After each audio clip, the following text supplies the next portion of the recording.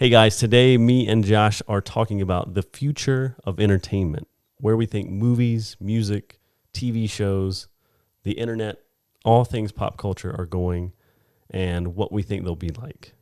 Check it out.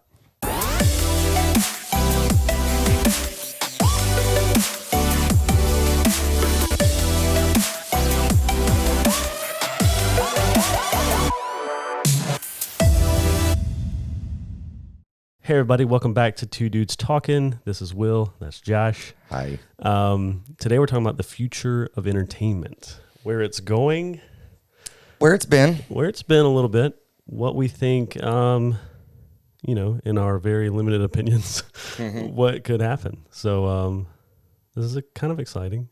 It's big times. I think there's, it's kind of scary times. It is. Okay, so it is July of 2020 right now. Right. The coronavirus has changed a lot of things as we know it. Yes. I mean, big change moving forward. Big change. It is an exciting time, though. It's allowed us to be here. I mean, the entertainment has changed a lot. Films on hold, TV shows on hold, concerts non-existent almost. Right. Yeah. So that being said, again, we were talking about this a little earlier. Another episode, we were talking about the 90s in general. Right. Like when I was a kid, I remember when a video game came out, specifically more so video games than anything else. When something new came out, all of your buddies came over, brought their controllers, and, we would have a little LAN party and just go nuts. Maybe even another TV. Yeah, The for system. sure. Yeah. Absolutely. And there was no instant streaming of movies. So or CDs or albums, CDs. Yeah. So I remember You old bastard. right. I remember going to high school parties and new Blink-182 album comes out. Yes. You know that nothing is playing all night long, and there's 40 people that are there just jamming to the same songs. There's no pulling it up on YouTube. Yeah. So times have changed quite a lot. Yes. But yeah, I think so. Specifically with movies, we're seeing, and none of this is new to anybody. If you haven't been living under a rock or maybe in some third world country, but movies are coming directly to streaming services, Netflix, Amazon Prime, HBO, Hulu even. Oh yeah, and which is awesome because you get to see the content faster. Right. Which, in this society, you're just trying to consume. What side note? A real pet peeve of mine is when people say, we live in a society. We live in a society that blah. Can't stand that shit. But anyway, well, we do live in a society that blah blah blah blah. But anyway, we do. I hate people too. It's okay. Yeah, it's okay. But I love you. So no, it's we do want everything fast paced, which does change a lot of stuff. Which nothing is wrong with that. I'm not, but you kind of see what happens in those changes to cater to that fast paced delivery. Quality of stuff goes down. In a recent episode, we were talking about 90s films and just how original stories aren't really the thing right now in media and in TV shows. I mean, sheesh. But I get it. It's it's hard to write something truly original. Everything is copied. Right. Everything is inspired from something. That's totally fine. But yeah, you're seeing movies come out on, direct streaming. Right to my phone. Yeah. Now with Corona and stuff like that, you may never see a movie in the theater again, which is sad. I personally think you will. I think theaters will, if they're not going to be the number one thing, or whatever, they'll still be around because that experience is so American. Right. It's just, it's just awesome. Perfect example, Sasquatch, dude that plays saxophone dressed up like Bigfoot in the woods. There's a drive-in theater right outside of our town, and they had a live showing. Everybody came out their cars, participated in a safe way and such. And I mean, I think, again, considering the time we're in and the instability that we're seeing right now. I do think we will see it again in the future, but I think it would be something more specific like that. I can't see as it was done when I was a kid. That's another one that I don't like. But What's yeah, that? Oh, when I was a child, but who cares? yeah, but you could have a movie party with 20 kids from 20 different families, at the movie theater, and all these little snotty-nosed kids be all over the same table and stuff. And then we'd go have a great time. Yeah. And I don't think we'll be able to have that to the same degrees. True. Yeah. It comes at a cost, but... Yeah. I think for movies, I do not want the theater experience to go away completely. Right. Because it is such a social experience, with your friends. Like dating and stuff, right? All that stuff. Obviously, there's way even better things to do probably in both realms, but it's such an American experience. It's a staple. In its own way. It's great. Plus, the excitement around the movie release in a theater is huge. Did we see? We saw Endgame together on opening night. Yeah. And oh man, I mean, standing outside of this theater, as we're waiting to walk in, like the first person comes out of the previous showing, and no joke, how many people you think were outside of the entrance? At least theater? 50, 60, right? Everybody at the same time of the individual theater, not the entire theater, but one entrance to this one showing of Endgame. Yeah, and as soon as the doors opened and people started coming out, 50 people just cover their ears and started making the most obscene raucous noise to get to be like, no, it's an experience. It really is. Because you don't want spoilers or any of that stuff. And right. But you're there with so the really neat similar thing was when I went and saw the first installation of the new It. Yep. It was so crowded. I mean, I paid for my ticket, but I had to sit on the steps on the side. Wow. For the entire film. And I didn't care. It was great. It was slam packed. How did the theater do that? How do they people sneak in? I'm assuming somebody snuck in or double dipped. I was like, how do you oversell a theater or a showing? They don't. Yeah. But I know how they do that. I know how that happens. I've been there before. I've been a kid. But the diversity in that group and everybody, you could pick out the real Stephen King fans that loved it for the book because there would be a certain part and they did it so well in so many ways. Right. You've got people that just were wigging out before something even happens and then it does and you're like, oh yes. So you don't have that tribal, that bond in this immediate satisfaction environment. Right. But it's I don't want that experience to go away. Me neither. Yeah, it's important. It's important for our generation at least. Right. Kids being born today, who knows? They may not give a damn. Yeah. Which is fine. For them. Totally fine for them. Yeah, I mean, yeah. It's like everything, it's like people saying like, I would still wish we had 8 tracks. You're like, I bet you do, buddy. I think probably what will happen is it will come back around like vinyl records do, and all that stuff. And it's just like, let's go see a movie in the theater. Right. And just be hipsters and I might be that guy. I'll be that hipster for a change, for sure. But I hope that doesn't happen, but very well could. But like the future, what we're seeing is the theater experience might go away entirely. And some people would be in favor of that. Some people definitely don't want that to happen. The way we experience movies will change in media. Shows now are getting way more budget, which What were you doing when Tiger King came out? Yeah. Worrying about coronavirus. Right. But I mean, you were glued to some TV. Yes.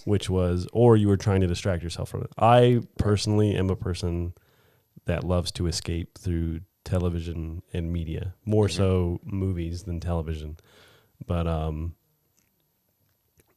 was escaping the news for sure. Right. So, but one of the neater things that I think you see now as opposed to even 5 years ago. Right. The reason I brought up Tiger King. Yeah. When that happened, I didn't see that. I didn't watch that show until 3 or 4 days after it had started airing, or after it had already dropped on Netflix. Right. And after the world binged it. After the whole wide world binged it. Yeah. And I mean, or at least America. Right. And I mean, so you've got 7 to 10 episodes. That's going to take, most people are going to try and knock it out in that amount of days. Right. But like, I'm the whole world for like a week and a half, 2 weeks. As soon as you're a part of, see it, anything, whatever it is, Tiger King for this example. Right. There's now an instant connection to an entire community on social media that we didn't have as kids. Yeah. So like, when I was a kid, sure, we may have had 10, 15 people at the house, but I open up my phone after watching a movie, and then all of a sudden it's right in my face, and everybody that has seen it is all talking about it and sharing this stuff, which is very different. And clips from it and memes and all kinds of stuff. Great stuff. Yeah. So that's a really neat change, not necessarily just for television, but like you're talking about Last Dance. Yeah. There's Jordan, yeah. so much more of a connection between us as these individuals, and then the rest of the herd enjoying this thing. Yeah. So that's a really cool. That social connectedness attachment of the movie is great. Because, like you're right. 22 years ago, Phantom Menace comes out. It's the biggest opening of its time. Right. Because it's been 16 years since a Star Wars film, 16 years since the Return of the Jedi. So, like, huge opening. But, like, you're right. You'll go watch it at the theater. You'll see it kind of like on TV and previews and stuff. And then you'll talk about it with your friends. Right. And you might buy some toys and some merch. But, like, there's no, like... There's no culture involved directly in your enjoyment of this. Yeah, to the extent that it is today. Right. Which is amazing. Yeah, so I think movies are safe. Like, there's always going to be movies. Mm-hmm. It's just the way you're experiencing them will be different. For good and for bad, whatever reasons, that you like or don't like. TV, I think, is the same. It's cool. What I do like about TV now is these hyper-focused series. Like, there'll be 10 episodes. Right. Like, I just went back and watched The People versus O.J. Simpson. Right. And that came out in 2016. But I had never seen it. But I watched I binged it. Yeah. In like 2 days. And people have noticed what it's amazing. We're doing. Yeah, well, it's amazing. It's great, but I mean, you can do that. Like, I mean, I can with the new setup as things are. I don't have to.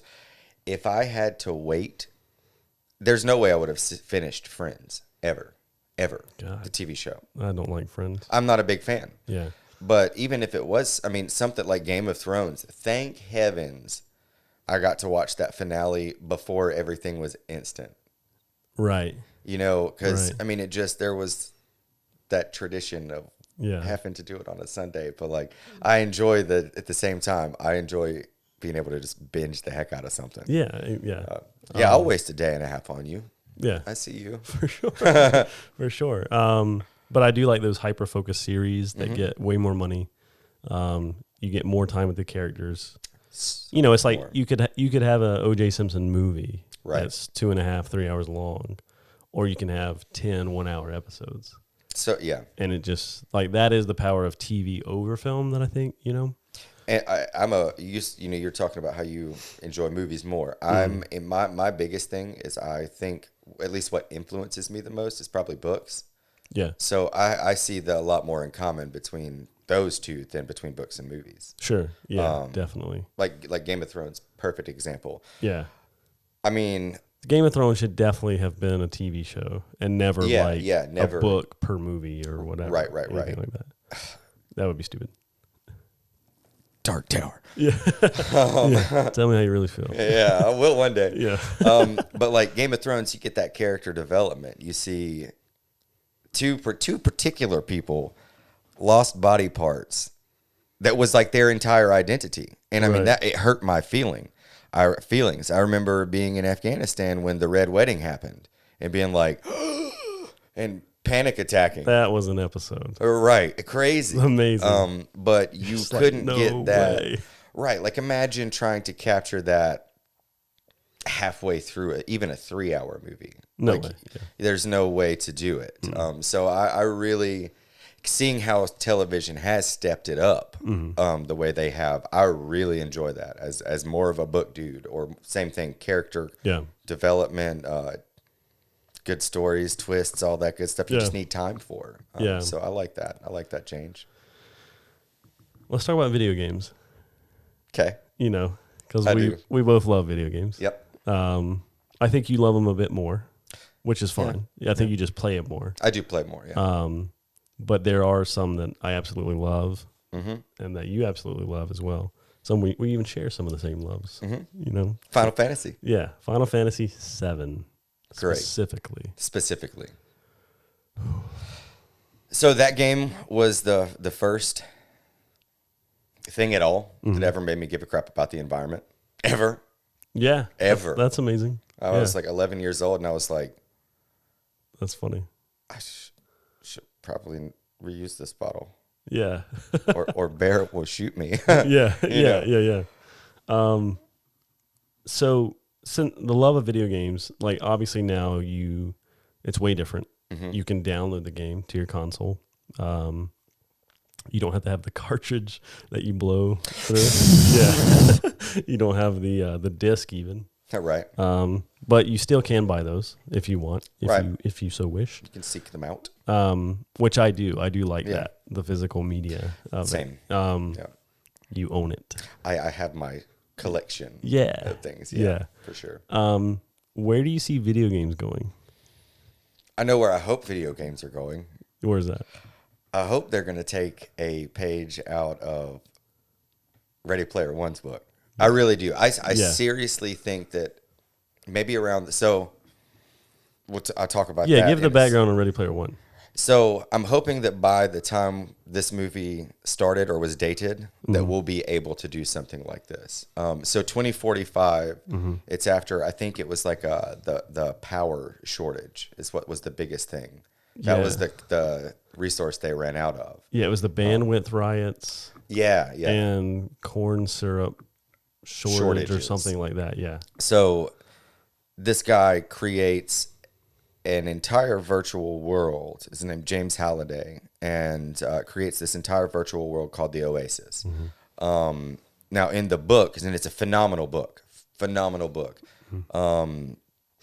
They go into how it replaced the education system, how, instead of students from both the worst school in the state or the most privileged school in the state, it doesn't matter what field trip they would have been able to take in the real world, like in the Oasis, they can all plug into this thing, which we'll get into, and go to Mount Kilimanjaro to learn about the geography of everything around it, and climb it if they want to. Yeah.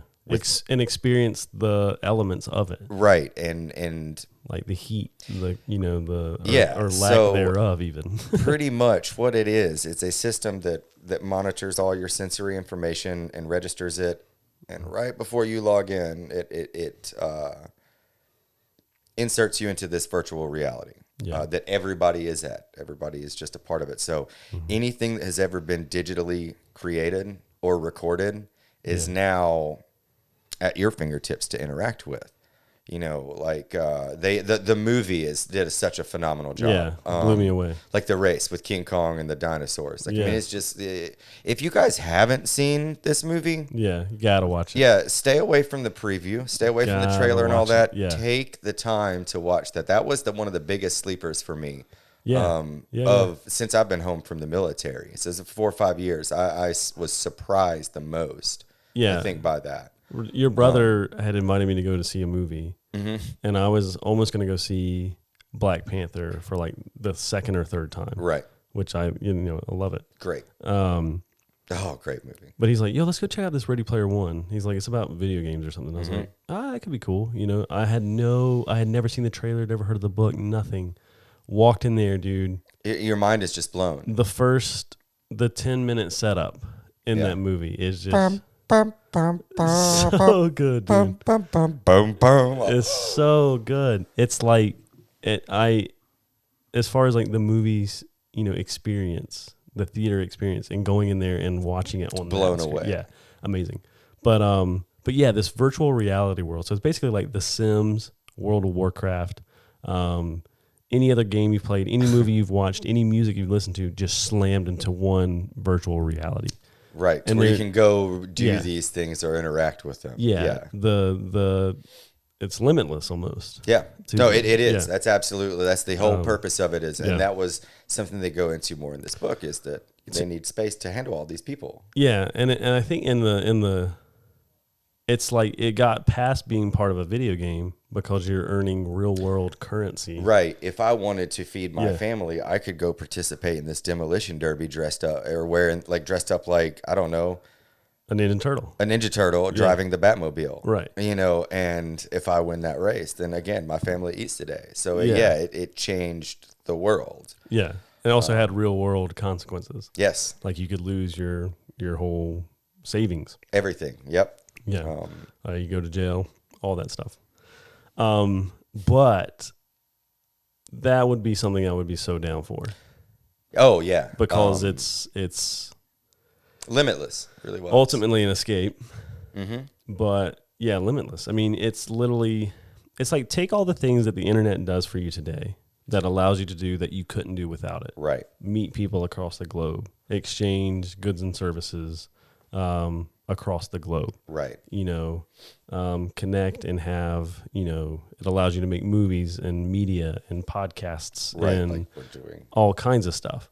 But it's like, it takes it a step further. Like people that's something they said. It's something that sticks nuts. out is people had been married in this oasis, in this virtual world, and never seen each other's real bodies. Right. So like your avatar or whatnot is now it's just a wild concept. So that begs a great question. Like, if you were in the oasis, if you start a brand new character, you build your new will. Okay. What are 2 or 3 things you would do? I would definitely hang out in a movie setting. I would definitely hang out in like Lord of the Rings. Right. Or Star Wars. Yeah, I'd have to wait on the Lord of the Rings. Yeah, just any of those worlds. In a video game setting, definitely Final Fantasy, some Zelda games, hell, even some Mario games, and just random. You know, I would experience it all. Right, I would try and reach. But for the most part, like, yeah, I would be chilling. Chilling in the cantina. And chilling in the cantina, yeah. Yeah, I mean, I would be, hanging out with Han Solo. Yeah. You know, just great stuff like that. What would you be doing? I'd be on the microphone in the cantina. I'd be singing Karaoke King, baby. Yeah. Or with the aliens. Right, absolutely. Or, I mean, okay, Harry Potter. I'd be going and do it. I'd go do a series of quests that got me the Elder Wand, and then I'd leave the Harry Potter world, and I'd use that in the Matrix world, and like completely trash it up. Like, I mean, mix it all up. I would try and take all these different things. All the comic book stuff, like Marvel, like me chilling with Thanos, and you know, just crazy stuff. So I think, which a big part of the Oasis is the AI thing, right? You know, you are interacting with people that are logging on, real individuals, but you're also interacting with a very sophisticated, millions of programs. So, you know, for another example, and I think this is great. I think we could, in the next 20, 30 years, see ourselves doing something like this. I would absolutely hope so. Yeah, But just imagine if you open up your eyes in the Oasis and you look down and you're wearing an orange or periwinkle blue tuxedo, and you're now in the ballroom of an Aspen, California, of a charity event for endangered owls. I'm talking about a little place called Aspen. So what if you were there putting out the vibe by the bar? Yeah, absolutely. And like in the traditional video game. So we're talking about Dumb and Dumber. If you haven't seen this, if you haven't caught on yet. Yeah, fix yourself. Good day, mate. Good day, mate. Let's not. But with the video game sense, like with the movie sense, you know, they touch on this. You could reenact the role of Jim Carrey, right, and get extra credits or dollars for doing the right voice inflections and animations. Or with the video game sense, like if I actually hit the bird with the cork when I was trying to do so, then achievement unlocked.